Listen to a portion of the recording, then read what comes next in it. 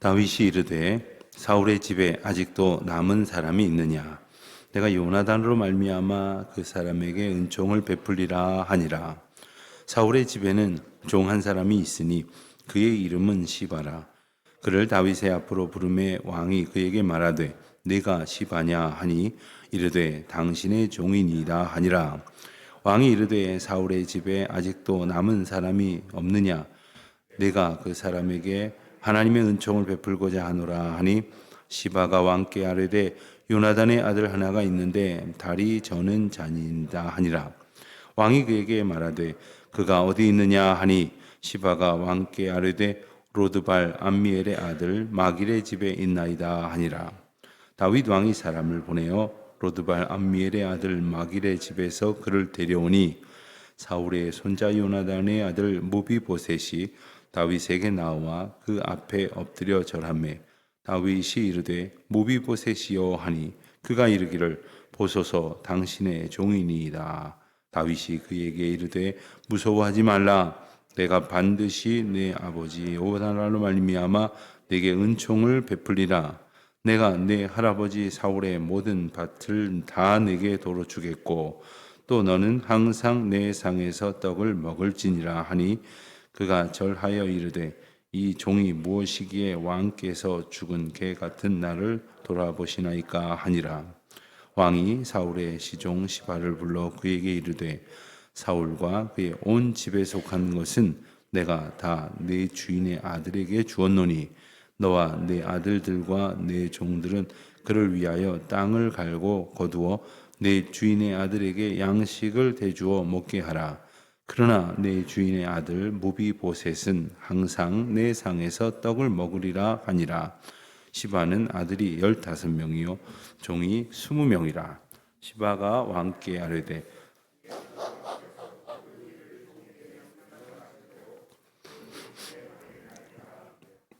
무비보셋은 왕자 중 하나처럼 왕의 상에서 먹으니라.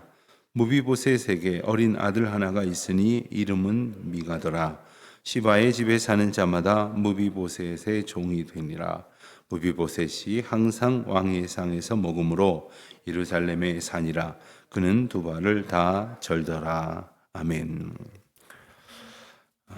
사무엘 하에 나오는 이야기들은 그 앞에 있는 에피소드와 뒤에 있는 사건들이 유기적으로 연관이 되어 있습니다.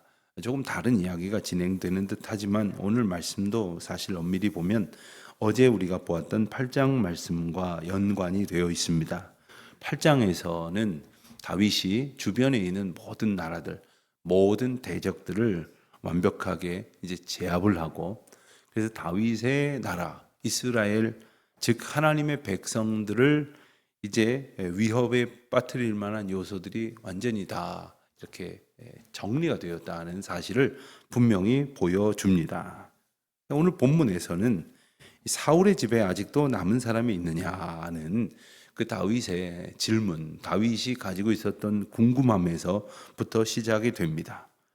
언뜻 보면 다윗의 측근들이나 부하들은 이제 마지막 정적이 될 수도 있는 사울의 잔당들, 사울의 집안에 남아있는 사람들마저도 다 완전히 진멸하려 하나보다 이렇게 생각하기가 쉬울 것입니다. 그러나 다윗은 1절 하반절에서 이렇게 말합니다. 내가 요나단으로 말미암아 그 남아있는 사람에게 은총을 베풀리라. 이렇게 말하고 있습니다. 사무엘상 20장에 보면 다윗이 위험에 처해 있을 때 사울이 다윗을 계속해서 죽이려 하던 그 때에 도망을 가야 하는지 아니면 그 사울의 진의를 정확히 알지 못해서 고민하던 다윗의 장면이 나옵니다. 그때에 다윗을 돕고자 했던 요나단과 다윗은 맹약을 맺습니다. 요나단은 다윗의 목숨이 지켜질 수 있도록 힘을 다하고 그리고 다윗은 요나단과 요나단의 자녀들, 자손들 그리고 후손들 그 집안을 지켜주기로 약조를 합니다. 그들은 둘 다 위험한 상황입니다. 요나단의 아버지 사울은 다윗을 공격하고 있는데 요나단이 다윗을 돕는 바람에 요나단도 위험에 빠지는 상황이 되었던 것입니다. 요나단의 입장에서 보면 다윗을 도와도 아버지 사울에게 죽을 지경이 될 것이고, 만일 다윗을 사랑하고 서로 신뢰한다고 하지만 다윗이 사울에게 있었던 모든 그러한 왕권을 차지했을 때 자기를 죽이려고 했던 사울의 가문을 멸족시킬 수밖에 없을 것이라는 그러한 생각을 했기 때문에 그들은 이런 맹약을 맺으면서 서로가 진실하게 서로를 위하는 그러한 다짐을 했던 것을 우리는 보고 지나왔습니다. 그 일로 말미암아 그 사람, 즉 남겨진 사울의 집안 사람에게 은총을 베풀겠다고 하는 것입니다. 그 중에 어떤 사람이 남겨졌는지 상관하지 않습니다. 그가 어떤 형편인지, 그가 어떤 생각을 가지고 있는지, 심지어 다윗을 향하여 어떤 충심을 가지고 있는지조차 고려하지 않습니다. 약속을 지키기 위함이기 때문입니다. 그에게 은총을 베풀리라 이렇게 말하고 있습니다.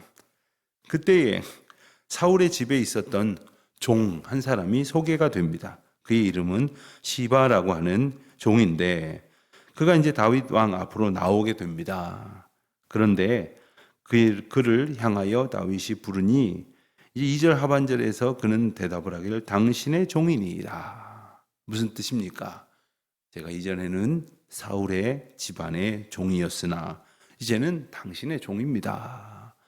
아마도 처음에 불리워져서 나왔을 때 그는 다윗 왕이 어떤 생각을 가지고 자기를 불렀을까 두려웠을 것 같습니다.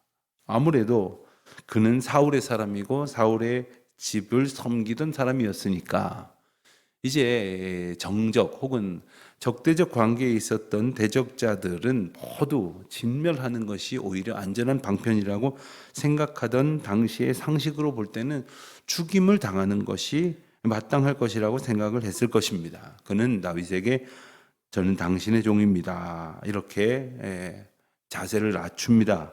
3절에 보니까 왕이 묻습니다. 사울의 집에 아직도 남은 사람이 없느냐? 내가 그에게 하나님의 은총을 베풀고자 하노라. 다시 한번 그의 속내를 말합니다. 이것은 다윗이 약속으로부터 시작을 하지만 그가 베풀 것은 하나님의 은총이다. 즉 내가 하나님의 은총을 받은 자라 하는 고백이 내포되어져 있습니다. 여러분, 우리가 누군가에게 선대할 때에는 그가 나에게 선대했으니까 나도 그에게 빚을 갚는다고 생각한다면 그것은 겨우 면피하는 것입니다. 나도 베품을 받은 것은 갚을 줄 안다는 정도의 체면치레를 하려는 그런 얄팍한 생각에서 벗어나지 못합니다. 그러나 더 큰 차원에서 보면 우리는 하나님의 은혜 가운데 사는 사람입니다. 하나님의 은혜를 받은 사람이기 때문에 하나님의 은혜를 베풀면서 살아가도록 하나님께서 우리에게 복 주셨다고 하는 것을 잊지 말아야 됩니다. 그래서 저 사람이 나에게 어떻게 했더라도 또 내게 선대한 사람들은 다른 사람이라 할지라도 내가 선대하는 사람은 하나님께서 내게 복 주시고 사명 주신 사람이었다고 하는 것을 우리가 기억을 해야 합니다. 예컨대 우리에게 가르침을 주신 분들은 우리의 스승이 될 수 있으나 우리가 가르치게 되는 사람은 스승에게 빚을 갚는 것이 아니라 또 다른 사람에게 가르치는 제자가 되는 사람에게 이렇게 나에게 주어진 모든 역량을 이렇게 전수하게 됩니다. 나를 도와준 사람이 따로 있지만 그에게 대갚다기보다는 다른 사람에게 나도 돕는 사람으로 살아가게 됩니다. 옛날에 나는 도움을 받았지만 이제 내가 이제서야 누군가를 도울 수 있는 사람이 되기도 합니다. 근데 이 모든 원리는 내게 하나님의 은혜가 주어졌고 그리고 그 은혜 가운데 내가 살고 있으며 그 은혜를 베풀도록 인도하시는 하나님의 인도하심 가운데 살고 있다는 것을 잊지 말아야 합니다. 자, 다윗이 이렇게 할 수 있었던 것은 어떤 그 상황적 논리로 본다면 이제 여러 가지 위해 요소들이 제거됐기 때문에 이렇게 할 수 있을지 모르지만 그는 언제나 하나님의 주권을 생각했습니다. 그래서 자기를 죽이려고 했던 사울을 죽일 수 있는 상황 속에서도 죽이지 아니하였고, 그리고 이제는 모두를 다 진압해 버려도 될 상황에서도 그 한 사람을 찾아서 그에게 하나님의 은총을 베풀고자 하는 것입니다. 자, 요나단의 집을 보호하겠다고 약속한 것, 이것은 단지 그에게 했던 약속을 되갚는 것이 아니라 앞서 우리가 8장 뒷부분에서 보았던 것처럼 다윗이 정의와 공의를 가지고 모든 백성들을 대하고 이끌었던 차원과 맥락을 같이 하고 있습니다. 다윗이 가지고 있었던 정의와 공의는 바로 인간적인 셈이 아닙니다. 아주 정치적이고 그리고 어떤 이해 타산에 얽혀져 있는 그러한 상관관계로부터 귀결되는 것이 아닙니다. 그것은 모두 다 하나님의 공의, 하나님께서 우리에게 주신 그러한 정의를 기반으로 하는 것입니다. 그리고 그것은 바로 하나님의 약속, 하나님의 은혜로부터 시작이 되어졌던 것입니다. 다윗은 생각했을 것입니다. 내가 죽을 죄인이었는데, 죽을 수밖에 없었는데 그 숱한 어려움 속에서 나를 하나님께서 건져주시지 않았더냐. 나는 아무것도 아닌 베들레헴 시골 출신인데 나를 하나님께서 지극히 높여 이스라엘의 왕으로 삼으시지 않았느냐. 이 생각을 하면서 그는 그가 베풀어야 할 은혜가 무엇인지, 나누어야 할 사랑이 무엇인지를 생각하게 됐던 겁니다. 가만히 보면 사랑으로 살아가는 사람은 어디서든지 사랑으로 살아갑니다. 악을 자기 삶의 어떤 기조로 생각하고 살아가는 사람은 어디서도 그렇습니다. 다윗은 하나님의 정의, 자신의 의가 아니라 하나님의 공의를 자신의 삶의 방식으로 택하여 살아갔던 사람입니다. 지금 그는 이제 사울의 집안에 남은 자를 찾고 있습니다. 그런데 한 사람을 소개합니다. 무비보셋이 바로 그 사람인데 3절 하반절에 보니까 요나단의 아들이 하나 있는데 다리를 저는 자입니다. 이렇게 말하고 있습니다. 사무엘하 4장 4절에 보면 사울과 요나단 그리고 전쟁에서 사울의 아들들이 다 죽었다는 소식을 들었을 때에 무비보셋을 보고 있었던 유모가 그를 안고 도망치다가 그를 떨어뜨려서 그가 다리를 절게 됐다는 이야기가 나옵니다. 그래서 그는 어떻게 그렇게 심하게 다쳤는지 한쪽도 아니라 양쪽을 다 저는 그러한 형편이 되었습니다. 그런데 굳이 이야기를 하는 것은 무슨 의미가 있을까요? 이것은 군사적인 역량을 잃어버렸다는 의미입니다. 그리고 더군다나 군사를 이끌고 어떤 대적자의 선봉에 설 수 있는 그러한 가능성을 갖지 못한 자다라는 그런 암시를 가지고 있다고도 볼 수가 있겠습니다. 그때에 다윗이 그를 데려오게 합니다. 그리고 6절 이하에 보면은 무비보셋이 다윗 앞에 나와왔습니다.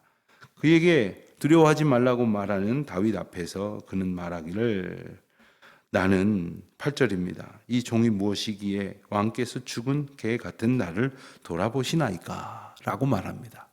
아무리 지금 무비보셋의 형편이 육신적으로는 불구자가 되었고 또 어떤 상황적으로나 정치적으로는 그런 몰락한 패족이 되었지만 그렇다고 죽은 개와 자신을 동일시한다는 것은 대단한 겸손이요 자기 비하가 아닐 수 없습니다.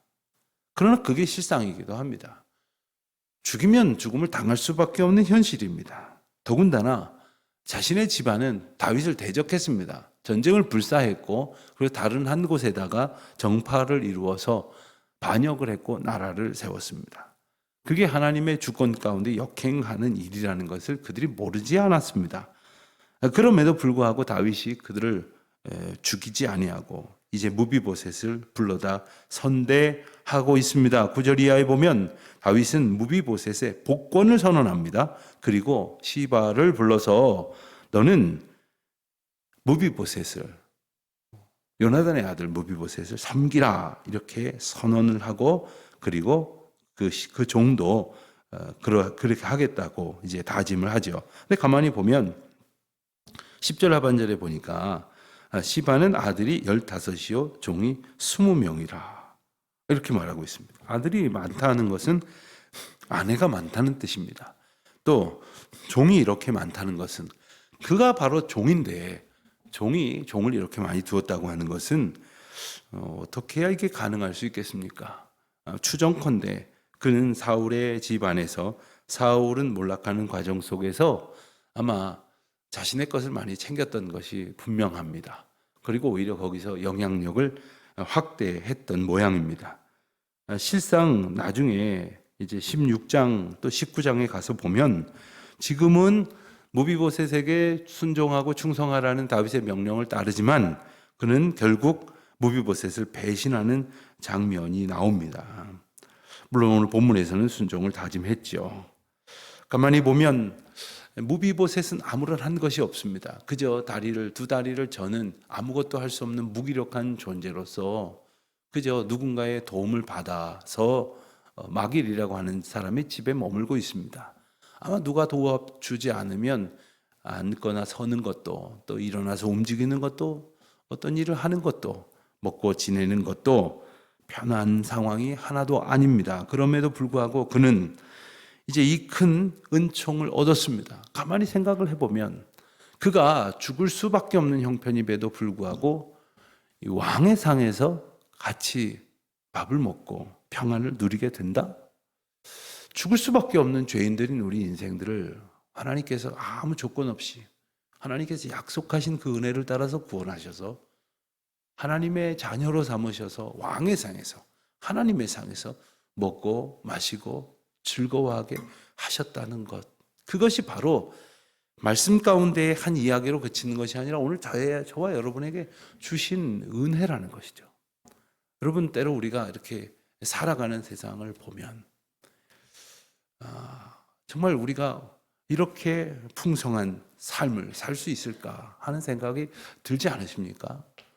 저는 비록 전쟁을 겪지 않았지만 돌아가신 제 아버님께 어려서부터 전쟁의 이야기를 많이 들으면서 자랐습니다. 그래서 정말 어렸을 때는 또 다시 전쟁에 있으면 어떡할까?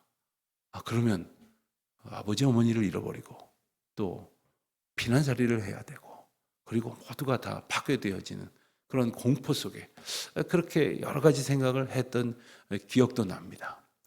그런데 우리가 이렇게 평안하고 풍요롭게 살아가고 있지 않느냐라는 말씀을 종종 하셨던 것을 기억을 합니다.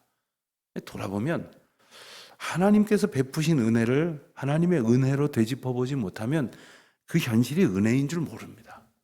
우리가 오늘 누리는 이 평강과 이 은혜가 얼마나 큰 것인지를 깨달을 수가 없습니다. 무비보셋의 형편과 그의 고백 속에서 그의 현실을 보십시오. 어쩌면 우리는 그보다 더 큰 은혜를 날마다 누리고 살아가고 있음에도 불구하고 그 은총을 깨닫지 못하는 자가 아닙니까? 또한 그러한 하나님의 은혜의 약속을 지금도 받고 그리고 그 약속을 붙들고 앞으로도 살게 하시는 그 은혜의 길을 걷고 있습니다. 그러니 얼마나 우리는 하나님의 풍성한 예비된 은혜를 받은 자입니까? 그 기쁨과 그 감사함과 그 평강으로 주님의 인도하심을 인하여 늘 기뻐하며 찬송하며 살아가는 저와 여러분 되시기를 주의 이름으로 축원드립니다. 하나님 아버지 감사합니다. 공로 없는 저희들을, 죽을 수밖에 없는 저희들을, 정말 죽은 개와 같은 저희들을 하나님은 사랑으로 지키시겠다고 약속하셨고 눈동자와 같이 보호하셨으며 죄를 오늘 이만큼의 평강과 은혜로 지켜주셨습니다. 감사합니다. 주님의 은혜를 찬양합니다. 주님 영광을 받으시옵소서. 주께 온전한 예배를 올려드리며 그 삶을 살아가기를 원합니다. 오늘도 저희를 지켜주옵소서. 예수님의 이름으로 기도하옵나이다. 아멘.